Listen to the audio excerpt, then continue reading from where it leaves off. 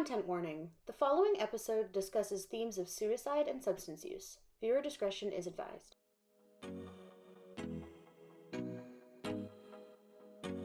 Welcome back to our Surviving Social Isolation podcast. My name is Stephanie. And my name is Haley. And in this podcast, we're going to be talking about social isolation and how it affects the individual as well as communities.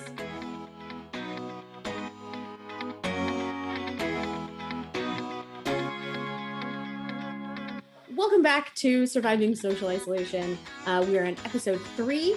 And this episode, we are going to be talking about meaningful social connections and specifically like social media and technology and how those things kind of came to a head during the pandemic. So I think I'm going to start us off with a little bit of facts from CAMH. So sure. CAMH, they just released their third round of data from their assessing the impacts of COVID-19 and mental health. Okay. So basically in late January 2021, they surveyed around 3,000 people ages 18 and up and that are living in Canada. And they asked them how they felt COVID impacted their mental health. 77% of adults reported feeling so-called negative emotions. The most common were worried or anxious, bored, stressed, lonely, or isolated, and sad. Suicidal thoughts and feelings in the general population, it remained elevated at 8% compared to 6% in the spring of 2020, but way higher than pre-pandemic in 2016, which is only 2.5%. Okay. Wow. That is a big hike. Huge, right? From like 8 and then 2.5. Yeah. Pretty crazy. 41% reported a decline in their mental health since the onset of the pandemic. Third round was 41% of decline. The second round was 38 and 40% was the first round. Again, the decline is more pronounced in the people who are unemployed due to COVID, and it's about 61%. Yeah. And then also those with a pre-existing mental health condition, 54%. And then the young adults, 18 to 24, 50% of them felt a decline in their mental health. And along with students, those who have disability or identify as LGBTQ. And most notably, Canadians also reported that they have increased in their screen time, 57%, and that they're consuming more food, 28%, and doing more online shopping for things they don't need, and are using more substances like drugs and alcohols due to cope with COVID-19. None of those numbers are surprising. Like I hear that, I'm like, yeah, that makes sense. But then I hear the actual numbers and I'm just sort of like, that's high. That's a big difference. For sure. Yeah. Like half of us, 1 out of 2 people are feeling like their mental health declined during COVID. And I would agree. I definitely can see a difference. Again, I'm not surprised, but the numbers are definitely bigger than I think I was ready to conceptualize on my own. Yeah, because everyone says in passing, they're saying, oh, I'm feeling a little sad, I'm feeling a little lonely. But when we really look at the data, especially for suicide rates, I mean, it's so alarming to see like how do we take care of our mental health during this time? And like you said, isolation had such a huge impact on our well-being. It's crazy how much, everyone's mental health has been affected kind of individually. But then you actually look at like communities as a concept are like stronger than ever. And you can see that a lot on social media. You can see that a lot on like, different kind of public platforms where people are like, oh yeah, like we're banding together, like as a group. It is really interesting that like individually we all kind of took a hit. And yet I feel like anecdotally, it seems like groups and communities have sort of, kind of come together and been reinforced within themselves as like strong ways of staying connected. There's been a whole big push on different platforms for connecting. There's so many new apps and there's so many new programs. Their main focus is just to get people to use technology to build relationships. Yeah, and it's like technology has also kind of, especially during the pandemic, it also morphed into, obviously it's vital for building and maintaining social relationships, but it's also vital for building and maintaining other like structures in the various systems that we participate in. So like school is all virtual. Work, everyone's working from home, that's all virtual. Yeah. And so it's like technology has really kind of cemented itself as this central pillar that's like holding up society during this pandemic, which is interesting because it's like all of the research that I've seen kind of pre-pandemic has been like, social media and like, especially like Facebook and Instagram and all of those. It's like, those are all bad for your mental health. They're bad for your self-esteem. They're bad for your self-image. They sort of like set you up to fail because you're not seeing a real person's life. Highlight reel, for sure. Yeah, you're seeing a curated version. And so to kind of have that knowledge in my brain and then simultaneously look at the pandemic and be like, man, social media and technology and like communication platforms are really a saving grace. It's sort of like those two ideas don't really coexist well. Yeah, it's like saying like what we need in our diet is junk food. That feels wrong, but yeah, you're like, sure. Chips are a vegetable, so I mean, like, somewhere. Potatoes a vegetable. Technically, pizza's a vegetable. Right? They're both salads at this point. Yeah, they're both just open-faced sandwiches. It's fine. Yeah. We don't need to get into the what is a sandwich debate on this. Oh my gosh, yes. But so as ridiculous as that reference might be, it is another kind of way that like, regardless of whether or not we have done technology together, when I say the what is a sandwich debate, you go, oh my God, I know exactly what you're talking about. It's obviously, is a hot dog a sandwich? And it's like the idea of like memes and like the sharing of information through technology and through kind of these social platforms. Obviously the internet has been a big part of pop culture and all of that stuff before the pandemic, but now in the pandemic, it's like everyone is doing the same thing, meaning that like if I called you on a Tuesday and was like, hey, what are you doing? Your answer is going to be the same as if I called you on a Saturday or if I called you on a holiday, where it's just sort of like, I'm sitting, I'm at home. Scrolling. Exactly. Nothing's happening. And so having that kind of like instant thing to talk about where it's sort of like, oh, I saw this funny meme or I watched this funny video or like, did you see the new special that came out? Did you see this? It's like, not only is it a way for us to connect, it's also like something to do. It's a way for us to be engaged socially in more than just, I'm sitting at home. That's what's up. I'm just sitting.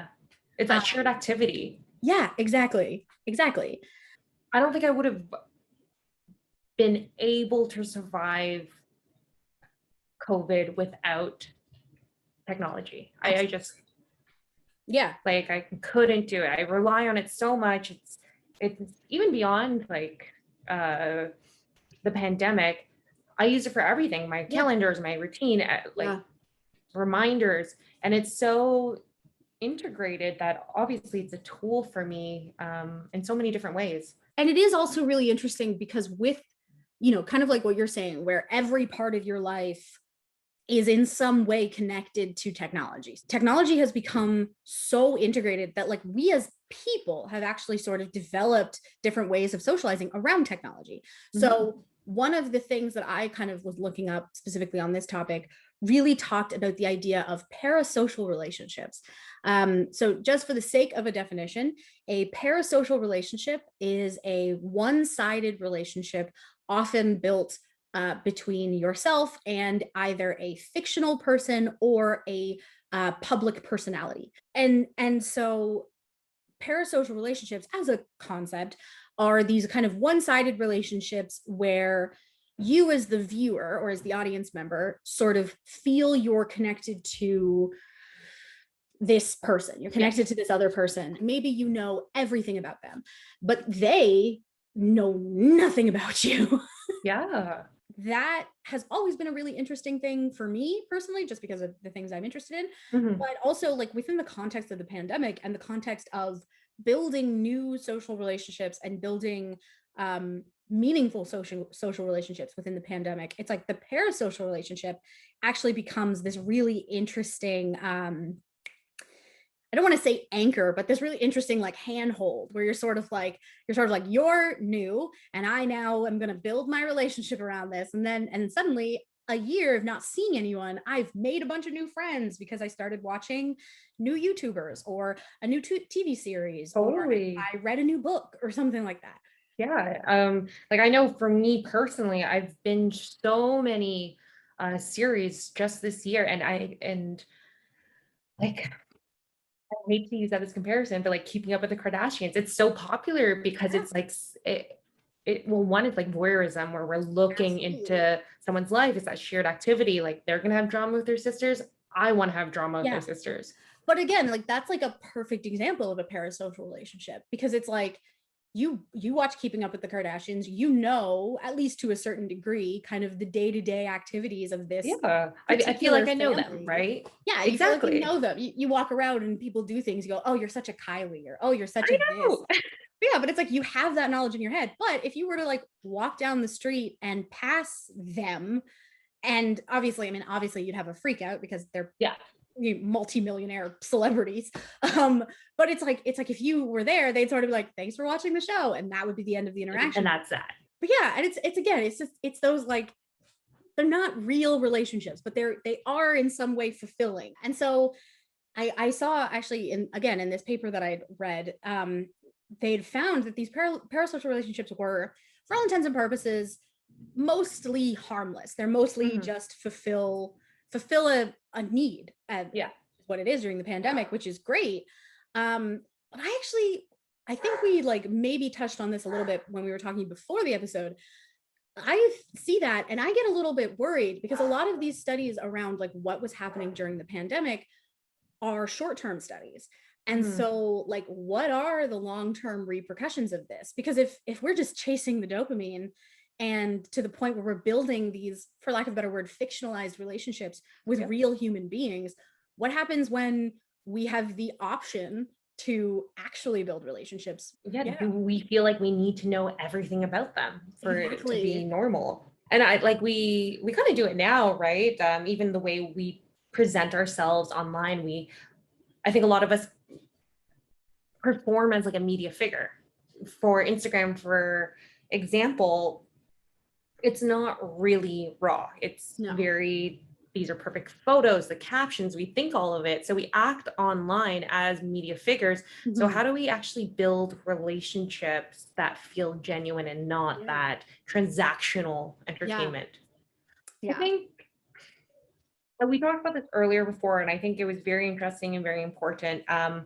It's our increasing addiction, or not addiction, our increasing dependency on social media. And like you said, we depended on it for feeling connected. We depend on it for our daily routines.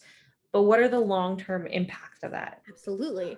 And, you know, and sort of, you know, to draw this, like, for lack of a better word, false equivalency, but it's like, you know, if we look at substance use and we look at substance use trends, we see that, you know, people go to substances, turn to substances for a variety of reasons, but the kind of main two are there's something, whether it's in their life, in their body, somewhere, there's something that's causing them pain or something they want to get away from. And then the other one is just like, drugs are fun. You know, like using a substance will make you feel good for the duration of that substance. And then, you know, as they become more dependent on it, the amount that they need increases, like their tolerance goes up and they need more. And, you know, and then they sort of get to this place where it's not fun anymore. Like the use of the drug is not necessarily fun anymore, or or the consequences of no longer using the substance is equal or more detrimental to the thing that started them using in the first place. Yeah, it's not benefiting your needs. Exactly. And so there's some information, not a ton, on like internet addictions and you know, kind of behavioral addictions. Yes, thank you. And so it's like we could compare those, but it's like when I hear what happened with social media and the pandemic, where it's sort of like, this is fun, this is a fun distraction, you know, like I can absolutely like scroll through TikTok and watch these 60-second videos of people like dancing and smiling and being fun and, you know, learn new exciting things and interact with new people and all this stuff. It's like that's like a huge, that I feel good, That pulls me in. Yeah. Yeah, that's like I feel great. And then all of a sudden, you know, you're a year and a half into the pandemic and you're doom scrolling on Twitter where you're just sort of like, everything I read makes me feel bad. Oh, And you're just like, I don't want to do this anymore. How did that happen so quickly? And once we go back to reality, what's going to happen when all of these people who've sort of reached this place of, you know, again, sort of like that precipice with substance use, where it's sort of like, I don't want to give it up, but I also am not getting what I was getting out of it before. Yeah, you're dependent. I think a big difference is like technology is so rooted in our society and is ever changing and evolving and is expected to be here. Like where substances, say like alcohol or weed, we look at accessibility, right? Yeah. As soon as more dispensaries and more LCBOs or liquor stores opened up, there's an increase, obviously, in use. Yeah. And for us, there's an increase in use. And like, I'm at the point where, like you're saying, when you start realizing it's not meeting your needs and it's more negative impacts. For example, like I did not wear glasses and now I need it or else everything hurts. Yeah. Like that's crazy. 1 year and I need glasses. Yeah. We've had a whole year where every single person has been confined to a space with, for lack of a better word, the entire world in the palm of their hands. And it's like, of course, all of us are going to turn to that. Like, of course, every person is going to go, well, I have this mini computer as well as my regular computer. I've tons of stuff to do. I in theory should never be bored. And honestly, a bunch of us weren't for a while. And now we are. Yeah. And it's, you know, and it's the consequences. What happens when the gates open and we all get to, for lack of a better word, choose between going out and engaging with people in a slightly more high risk way versus staying at home and doing it all in this way that is unsatisfying, but we sort of know and depend. It gets us by. Yeah. Thank you so much for listening. Our reflection question for this week is actually a reflection. We want you to take this opportunity to think about the behaviors and the objects in your life that you have a dependency on, things you couldn't have gotten through the pandemic without. And I want you to think about how those things matter to you and the way they both positively and negatively affect your life. Listed below, we're going to have our resources, so the articles that we mentioned. Other than that, I'm Haley. I'm Stephanie. And thank you so much for listening.